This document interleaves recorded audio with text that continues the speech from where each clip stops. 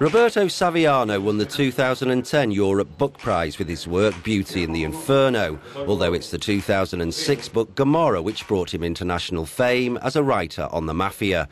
In this interview with Euronews, he extends the Mafia theme from a local southern Italian phenomenon to the European and world stage and explains how organised crime has become a political actor, taking advantage of failed states and the economic crisis.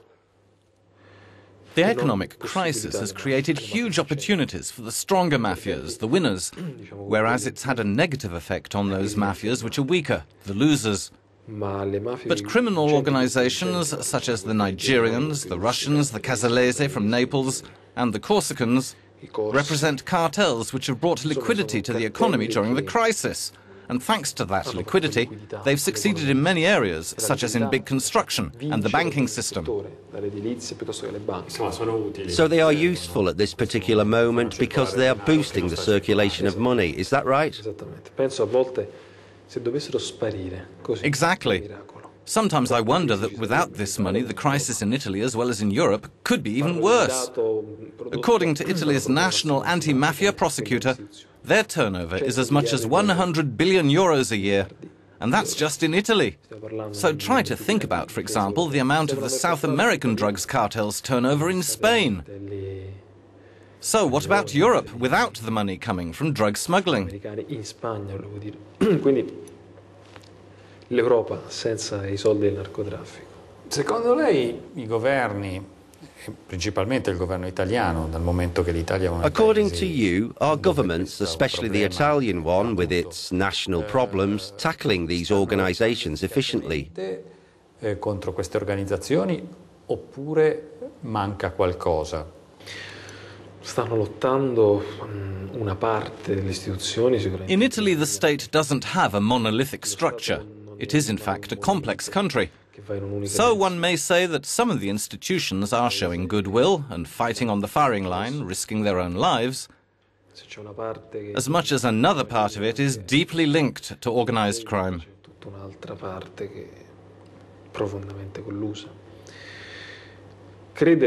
However, I think that repressive measures are not the right way to deal with this problem. So what instruments do we need? Economic and political change. How? Let's think, for example, about public tender mechanisms where the mafias always win against their competitors through the lower tariffs that they can offer, subsidized by the money coming from drug trafficking.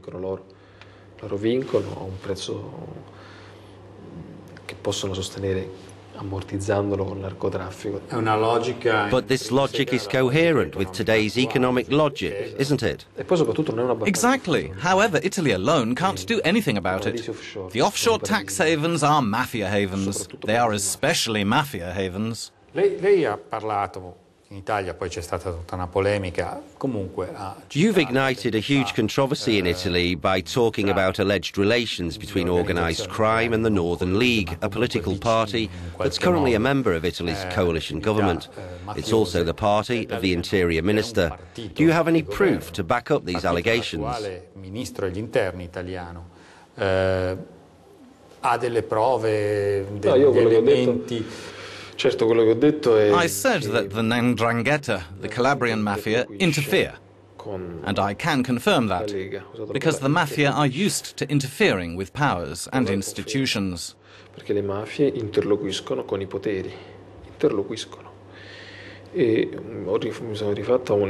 I have just mentioned an ongoing inquiry that is still in the process of unveiling new clues, such as contacts, useful contacts, that represent the desire of organised crime to manage political parties' electoral registers and to corrupt politicians. But magistrates are inquiring into this. Can you give our audience an example? According to ongoing investigations by magistrates Boccassini and Pignatone, one discovers that the 'Ndrangheta wants to meet the Northern League. In the tapes made of mafia boss Pino Neri, they speak about the Northern League. In them he says that they wanted to meet them. But were they welcomed by the Northern League? Let's say that they met a regional assembly councillor.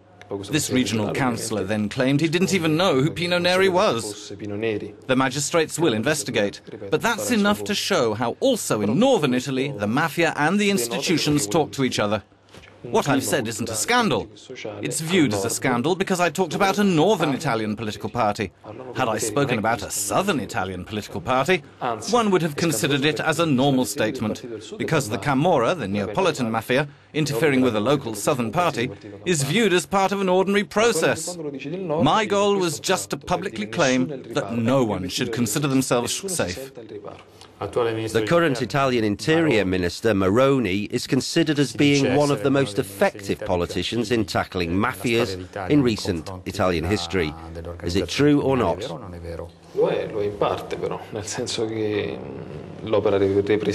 Yes, but just partially, because decisive action against the mafia is not only thanks to Maroni.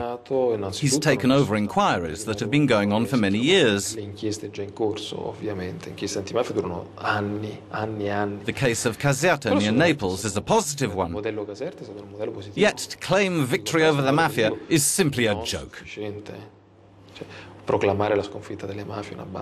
After